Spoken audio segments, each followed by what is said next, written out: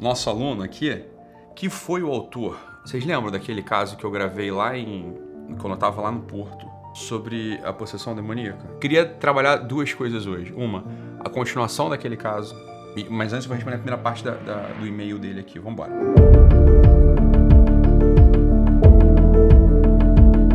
Há algumas semanas, após alguns atendimentos com meus pacientes, uma dúvida pairou sobre minha cabeça.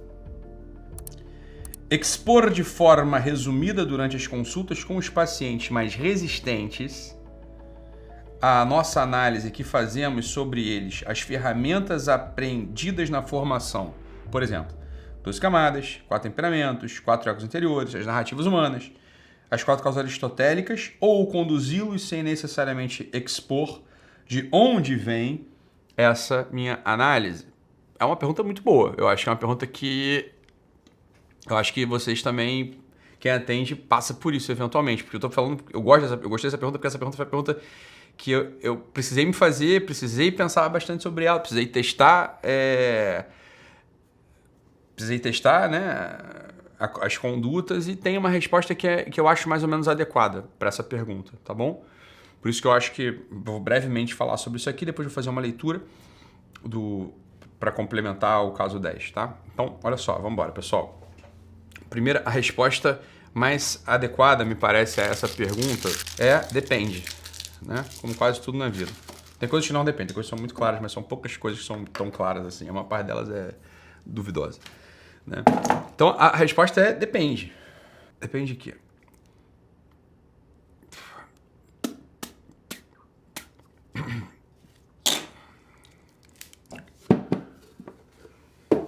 Então, olha só, você começou a atender um paciente, tá? Tá lá atendendo o teu paciente, e você começou a analisá-lo, sei lá, começou a conversar com ele, começou a ouvir as questões dele numa primeira abordagem, né? E ele, preste atenção, ele não botou nenhuma questão, ele não levantou nenhum problema acerca do teu método, acerca da tua abordagem. Ele não está implicado ainda no que você está fazendo, ele simplesmente está se abrindo com você, está falando contigo, está te tateando, está te conhecendo, né? Esse não é o momento de você expor nada para ele, né? Você não tem por que você já chegar, minha visão, tá? Não há motivos terapêuticos para você já chegar para ele dizendo qual é o método que você utiliza, dizendo qual é a linha que você utiliza, né? Não me parece que seja conveniente fazer isso de início, né? Logo de cara. Vou falar de coisas bem práticas, coisas pouco conceituais, na verdade, tá? Coisas bem práticas. Eu não vejo nenhum tipo de vantagem para a terapêutica, né? Alguns colegas, né, psicólogos mais inseguros, que querem, no final das contas, que o paciente acredite que ele tem autoridade, ou que ele tem conhecimento, ou que ele tem, né, sei lá, experiência, vão colocar ali logo de cara, na primeira consulta, na segunda consulta, na primeira intervenção, na segunda intervenção, vão botar logo de cara qual que é a ferramenta única que ele utiliza para convencer o paciente, tá?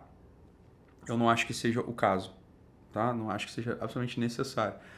Aquilo que é necessário a gente manter logo no início, né, nas primeiras sessões, é a nossa escuta. É a gente estar mais ou menos ciente de que a gente está entendendo o que o paciente está falando. Vou dar um exemplo bastante concreto para vocês, né? Esses dias mesmo eu falava sobre isso. Olha, a questão dos 4 temperamentos. Agora, né, eu estava de carro, saí ali, voltei agora, estava pensando nesse negócio dos 4 temperamentos. Flora, mesmo essa questão dos 4 temperamentos, que evidentemente os 4 temperamentos é uma ferramenta muito útil, mas ele não passa de uma ferramenta, né? Eu estava pensando nesses 4 temperamentos porque, sei lá, veio uma onda agora de gente falando mal dos 4 temperamentos, né? Uma onda de gente falando, sei lá, que é coisa de charlatão, que isso não existe, né? Isso é muito, muito, muito, muito engraçado. Isso denota só uma coisa sobre essas pessoas. As pessoas não estão entendendo nada acerca de nada, né? Nada acerca de nada. Porque quando elas escutam falar sobre... Porque para alguém chegar a dizer que temperamento não existe, né? O que ela está achando? Ela está achando que o temperamento é como se fosse um braço da pessoa, né? Uma coisa que tem consistência física. É uma coisa que tem consistência... Né? Que tem cor, sei lá. É uma coisa que tem cheiro, tem peso. E realmente, nesse sentido, não existe. Né? Nesse sentido, o temperamento não se dispõe, né? Você não consegue pesar o temperamento, você não consegue medir o temperamento, você não consegue dar uma cor para o temperamento, né? Então, alguém que queira peso e medida acerca do temperamento vai realmente vai se frustrar, não vai encontrar. Mas veja, é uma deficiência cognitiva de quem está falando, quer dizer, de quem está negando a existência de algo que de fato não tem existência material. Você está entendendo ou não? Né? Então, eventualmente, um pessoal desses começa a falar umas barbaridades, né, sobre temperamento e logo já conclui que temperamento não existe. Fala, olha, se a gente analisasse o discurso deles, eu não vou fazer isso para não expor ninguém também, não tenho nada contra esse pessoal, né? Até porque alguns deles são até meus amigos, mas são aqueles amigos, sabe aquele amigo que gosta de ficar dando espetadinho? Isso é bobeira, né? Deixa eles lá, coitadinhos, né? Deixa eles lá. Então, fazer um trabalhinho deles, são meio, né, meio tontinho mesmo, mas estão fazendo um trabalho bom, não vou ficar brigando com ninguém, né? Mas eles estão vendo a coisa errada. Então, o meu medo é que vocês também vejam o temperamento de modo errado, de modo absoluto, de modo material quase, né? Tá? Essa é minha questão com o temperamento, que eu tenho questão com, né, com qualquer tipo de tipografia. O temperamento, claro, ele é uma realidade simbólica. Então, vocês já sabem disso. Então, enquanto realidade simbólica, ele funciona como um tipo de... Não analogia. Eu vou falar analogia para vocês entenderem melhor, né? Como um tipo de analogia. É um símbolo, no final das contas, né? Mas como um tipo de analogia. Que não é a mesma coisa, né? Vocês já entenderam, né? Quem já estudou temperamentos da minha boca sabe que tem uma diferença grande entre analogia e símbolo. Mas aqui, por uma finalidade simplesmente de compreensão nossa, né? Então, pronto. Então, o temperamento ele tem uma finalidade... ele tem uma existência de tipo simbólica. Ele não tem existência de tipo material mesmo, né? Dito isso, não tem mais o que discutir, você está entendendo? Então, assim, o temperamento é uma história. Como é que você pode dizer que assim, essa história não existe? Claro que existe, se ela está sendo contada, ela existe. É uma coisa tão óbvia. É tão bobo isso, no fundo, você está entendendo? É muito simples, no fundo. A pessoa é muito tonto. É igual falar assim, tarô não existe. Como é que tarô não existe? Ele não existe, gente. Se ele existe, ele existe. Como é que tarô não existe? Você está entendendo? Assim, é uma coisa meio tosca mesmo. Esse pessoal pensa de modo muito tosco, é muito superficial, muito materialista, para falar a verdade. Muito mecanicista. Óbvio que tarô existe, né? Mas qual que é o tipo de existência do tarô? O tipo de existência do tarô é um tipo de realidade narrativa. Cada uma das 22 lâminas dos arcanos maiores contam uma história, né? Da lâmina 0 até a lâmina 21, se passam 22 pedaços de história. Ponto. Essa é a realidade do tarô. Então é evidente que ele existe nessa realidade. Você está entendendo? Essa é a natureza, essa é a categoria de existência do tarô. Assim como a categoria de existência do temperamento, a categoria de existência simbólica, né? Então é uma coisa bastante óbvia. Então, como a gente está lidando... Por que eu estou dizendo isso tudo? Como a gente está lidando com ferramentas que não são ferramentas de aferição quantitativa, né? Você não aplica um questionário, você não aplica uma dosagem, não é uma balança que o sujeito sobe, não é uma fita métrica que ele vai ser envolvido, não é um sangue que é colhido, não é volto a falar, um questionário onde ele responde, tem um resultado. Como não é isso, tá? Poucas pessoas chegam no consultório prontas para entender as ferramentas que a gente está utilizando. É ou não é? Então, até você poder falar de ferramenta com essas pessoas, né? Até poder falar das ferramentas com as pessoas que chegam no consultório, vai demorar um tempo, provavelmente. Até você entender que ele tem uma abertura para entender o universo simbólico, né? O universo simbólico. Por exemplo, é isso aí, ó, exatamente essa pergunta. Doc, o sofrimento simbólico... Exatamente. Aí, lá na nossa anamnese, tem uma parte que eu falo de sofrimento simbólico. Até hoje, todos os questionários, todos os casos que eu recebi, pouquíssimos, eu não corrijo aquilo porque não está na hora de corrigir ainda, para você ver. Mas a maioria ali não está falando de sofrimento simbólico, está falando de outro tipo de sofrimento, né? Está falando de outro tipo de sofrimento. Beleza? Então, pronto. Se você vai falar das ferramentas, você quer começar a falar, né, nas primeiras consultas das ferramentas que você está utilizando, provavelmente você vai se frustrar, né? E o paciente não vai entender o que você está falando, vai servir meio que para nada. Estou só pegando aqui o exemplo dos 4 temperamentos. Vamos lá, o exemplo das 12 camadas da personalidade. É a mesma coisa, né? Qual que é a característica, qual que é a qualidade de existência das 12, da descrição das 12 camadas da personalidade? A categoria, né, de existência das 12 camadas da personalidade humana é uma categoria simbólica. Não vai adiantar aplicar questionário, nem tentem fazer isso. Não vai adiantar aplicar questionário. Não tem uma cor, não tem um tipo, não tem... as pessoas que têm bigode estão na 8ª camada, as pessoas que têm cabelo com trança estão na 3ª camada. Não é assim, não existe, né? Então, não tem um exame de DNA que eu possa fazer, não tem um exame de sangue que eu possa fazer, não tem um exame de raio-x, de ressonância que eu possa fazer. Não é assim que funciona, entendeu? Então, narrativas humanas é a mesma qualidade de existência, né? As 4 causas aristotélicas não é, mas enfim, você precisa de conceito metafísico ali para a pessoa poder entender. Eu dei um jeito de explicar as 4 causas aristotélicas que é muito fácil de entender, qualquer um entende. Tá lá tá explicado, né? Então, eu explico isso algumas vezes. Então, esse sim, daria para explicar, né? Mas, entende isso, Bruno? O que eu tô falando aqui com vocês, assim, essa é a coisa. Eu acho um tiro no pé a gente começar a explicar as ferramentas que a gente usa logo no início, beleza? Tá? É uma ideia. Agora, em algum momento, quando você entende que, e aí esse é o momento, quando você entende que o paciente está de fato implicado no tratamento, que o paciente está de fato implicado, né? Pelo menos ele tá indo, ele está marcando, ele está ali se desenvolvendo, ele está querendo que renda, você está entendendo? Ele está trabalhando em cima das coisas que vocês trabalharam, está trabalhando ao longo da semana em cima das coisas que vocês trabalharam na consulta. Talvez seja o momento no qual ele esteja te pedindo mais. Eu quero entender mais, eu quero entender qual que é o caminho que você está me conduzindo. E aí, nesse momento, e só nesse momento, eu acho que vale a pena ter uma consulta de explicação do método. Mas presta atenção, é uma explicação prática. Tá? Eu fiz diversas vezes no consultório. Então eu pegava assim, né, uma folha em branco, pegava a folha em branco e de fato desenhava. Vários pacientes meus saíram do meu consultório com o disco, né, o círculo das 12 camadas. Né? Então, tá aqui, ó. Aí contava a história das 12 camadas, do modo como ele podia entender, explicava mais ou menos o itinerário, explicava a teoria. Falava, olha, eu acho que quando você chegou, você estava com sofrimentos aqui, né? Não faz sentido, isso aqui. Eu acho que a gente já conseguiu vir para cá, papapá. A minha ideia com você é que a gente consiga te levar até aqui, a gente consiga chegar até aqui, papapá. Até aqui eu acho que eu posso te ajudar, a partir daqui o itinerário você vai fazer sozinho, sei lá. Só que eu acho que sempre tem que ser referenciado a ele. Né? A ideia não é a gente dar minha ideia, pelo menos a recomendação que eu dou para vocês é que vocês não deem uma aula ali, né? Então, essa discussão toda, ela é muito interessante, né? Ela é muito interessante. Eu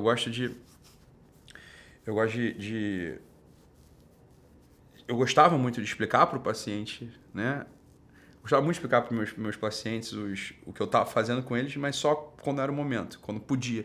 Teve, assim, talvez 70% dos meus pacientes nunca souberam o que eu estava fazendo ali com eles, né? Mas uns 30%, que é um número bastante, né, expressivo, sobretudo para aquela realidade, né?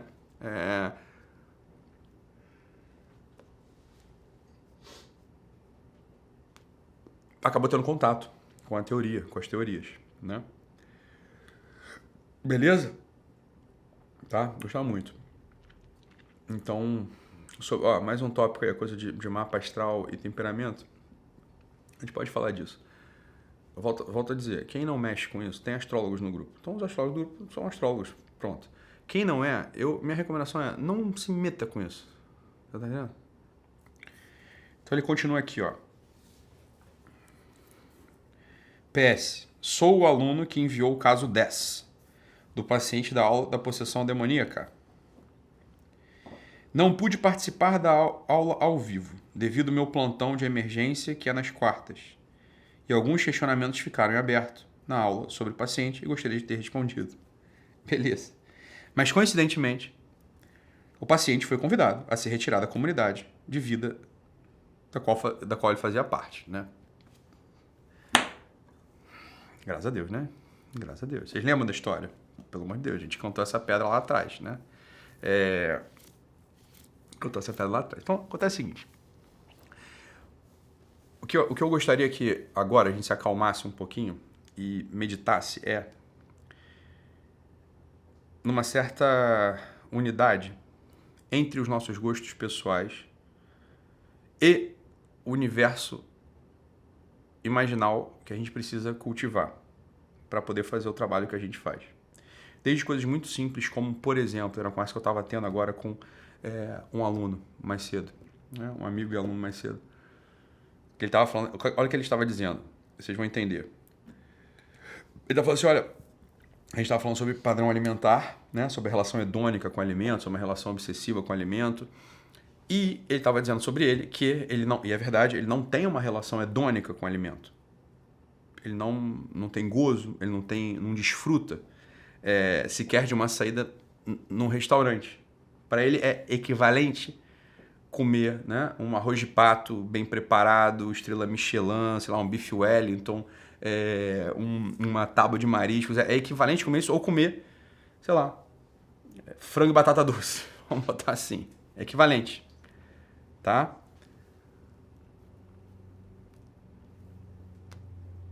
E ele, como vai ser terapeuta, ele tava falando, olha, essa foi uma coisa que passou despercebida por mim durante muitos anos e é um universo que eu não tenho ideia. Ele não tem ideia do universo gastronômico. Ele não sabe. Se chegasse um paciente, ele estava dizendo isso, com muita atenção pessoal. Se chegar um paciente para mim falando sobre tipo de restaurante, vai sair com uma menina, ou a menina vai sair com um rapaz, ele não saberia conduzir essa conversa, não saber entender do que se trata, né? Ele estava falando isso com muita precisão interior. Eu falei, é verdade. E ele falou, eu vou precisar começar, mesmo que não seja um gosto meu, eu vou precisar começar a sair para restaurante para poder entender, do que se trata. E é muito engraçado, ele não entende mesmo, ele não consegue, para ele é uma coisa assim que não se aplica, não coloca, né? É muito curioso. Mas é uma preocupação, olha que preocupação interessante, preocupação bonita. Fala, porra, eu vou começar a atender gente, eu tenho que dominar as áreas, eu tenho que entender o universo no qual meus pacientes estão imersos, né? Os pacientes estão imersos. Ontem a gente falava sobre um outro amigo nosso que também é terapeuta e que a gente falava um pouco brincando, né?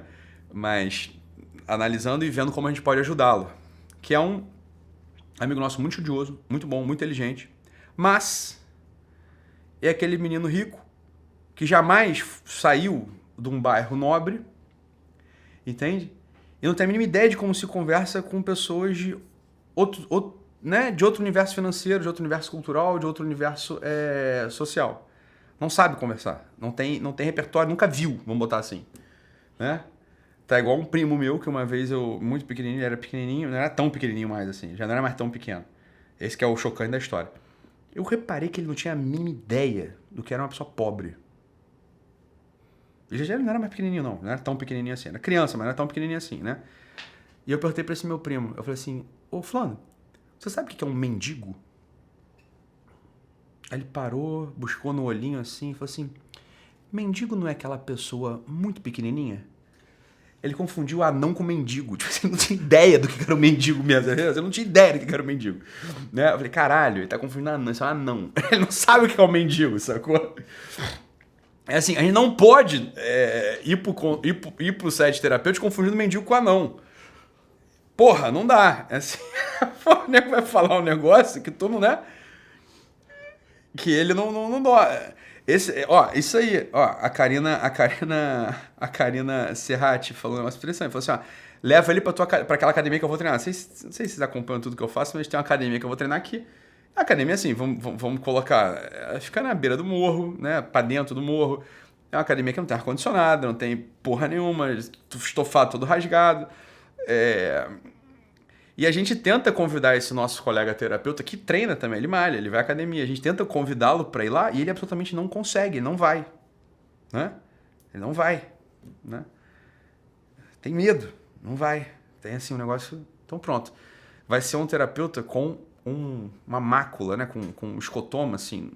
Tem todo um quadrante da visão dele, existencial, que ele não repara, não enxerga, não vê.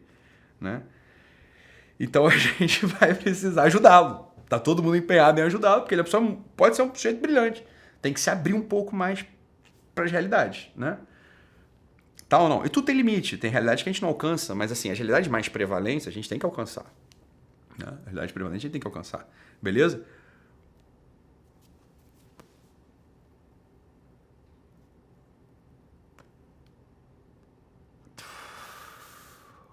Tá?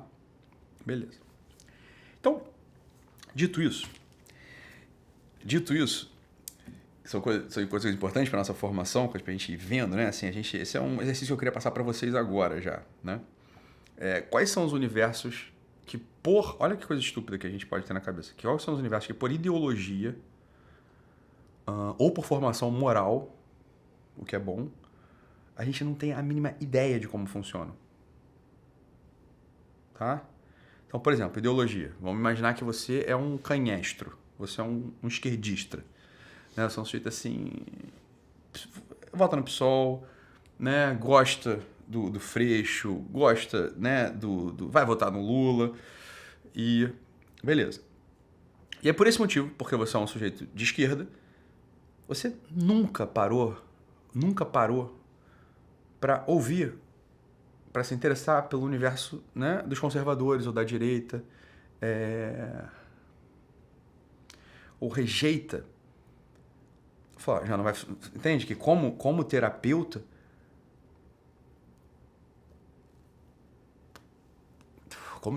né, você vai ter um baita de um problema na tua vida. Porque não é questão, não é que você vai atender gente... Você provavelmente não vai atender ninguém que é muito diferente de você, hein? Essa é uma grande questão de consultório. Consultório particular, você acaba atendendo pessoas que têm mais ou menos o mesmo... Mas você atende pessoas que... Mas essas pessoas têm relação com... Né? Muitas vezes a origem do problema delas de trabalho, de família, vem daí. Né? Então você tem que ter mais ou menos no teu imaginário, você tem que ter uma certa composição imaginal dessas realidades. Né? Então, a questão que eu quero apontar aqui, será que a gente não está muito fechado no nosso mundinho? Qualquer um que seja, porque às vezes você também, olha só, vamos lá. A realidade de você mesmo é que você é pobre. Você é um terapeuta pobre. Né? Olha, shopping de gente rica não custa nada para entrar. Você não vai sair com uma bolsa da Dolce & Gabbana e uma outra da Gucci. Você não tem 20 mil para gastar em 2 camisetas, né? Você tá entendendo ou não? Mas você tem 8,50, que é isso que custa, você tem 8,50, 10,50 para gastar no Expresso. Então você vai lá, entra no shopping de gente rica, tá entendendo ou não? Dá um rolê.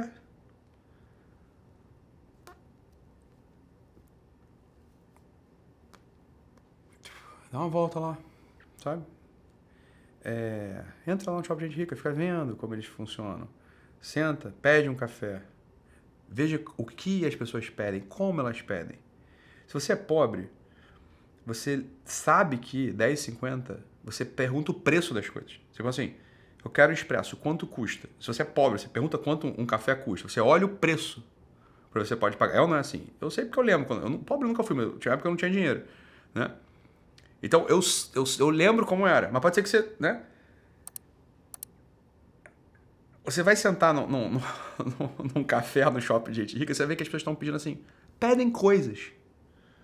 Sem sequer olhar pro preço. Você repara que elas não olham pro preço ali em cima no... Você vai ver que shopping de gente rica às vezes não tem nem o preço das coisas. Não tem nem o preço. Não é tipo... Né, aquela... tipo, sei lá, o podrão que... cachorro quente. Tem um preço dele, depois não sei o que, tem um preço, sem alface, sem salada, sem não sei o que, sem não sei o que, sem não sei o que. Tem preço de cada coisa, porque assim, o nego pergunta tanto, os caras já botou a porra do preço lá, né? Shopping de dica não tem, às vezes, ó, pressão, às vezes o cardápio não tem preço. Porque você não tá, uma pessoa que é rica, você não quer saber quanto custa, você quer comer a lula que tá ali, você quer comer o polvo que tá ali, você quer comer a lagosta que tá ali. Foda-se, se custa R$400, se custa R$80, não importa. Você tá entendendo ou não? Então as coisas você vai pegando. Por quê? Porque se um dia você atender uma pessoa rica, você vai ficar colocando essas questiúnculas. Eu lembro uma vez que eu tinha acabado de casar, lembro como se fosse hoje, tinha acabado de casar, dinheiro todo contado, fui à farmácia para comprar uma coisa pro meu filho, isso tem 12 anos, e aí o Bebeto, jogador de futebol, né, o tetracampeão, Bebeto, né, da dupla Bebeto e Romário, Bebeto, tetracampeão de futebol, tava na minha frente na fila, com a esposa, né, e aí ele passou as compras no caixa da farmácia. E eu lembro que a conta da farmácia dele, isso há 12 anos, deu R$840. E na minha cabeça na hora eu falei assim, caralho, as pessoas gastam R$840 na farmácia. Tipo, sem dor. Do jeito que eles estavam conversando, Ele, a mulher, passou o cartão de crédito, ele nem olhou para a maquininha, né? A moça perguntou, parcela? Aí ele, não. Tipo assim, ele não entendeu a pergunta da moça do caixa. Tipo, parcelar? Né? E aí ele digitou, né? E foi embora. A minha conta deve ter dado uns R$60, eu parcelei em 5 vezes. Você, né? Eu falei assim, parcela em 5 vezes. Quanto máximo? Parcela em 5 vezes. Né? Pra você se enganar que você não vai pagar um dia. Você parcela as coisas, entendeu? Então, essa visão é importante. Eu tô falando só de coisa social, mas tem vários outros nichos, né? Mas... E o sujeito que tá rico, ou que é rico, tem berço, né? Ou ficou rico, ele pode ser... E é muito fácil, quem tá rico rapidamente esquece como era ser pobre. Essa é uma das grandes maravilhas de ficar rico. Você esquece rapidamente como era ser pobre. Então você não pode esquecer, você volta para lembrar como é que é, né? É muito curioso isso. Aqui na Barra da... Eu moro num lugar onde tem gente rica. E é muito comum aqui, quando você passa uma, né, você dá uma compra grande, as pessoas nem perguntam se é para parcelar ou não. Quando você se afasta um pouquinho, você vai para um bairro um pouquinho mais pobre, a primeira coisa que a mulher te pergunta é assim, parcela? Que é o desconto? Elas perguntam essa porra toda hora.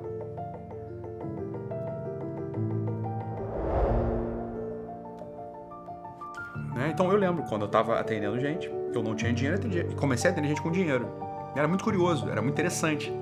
Só que eu nunca perdi isso de vista. Né? Pra mim, eu não colocava questões que não eram questões dele.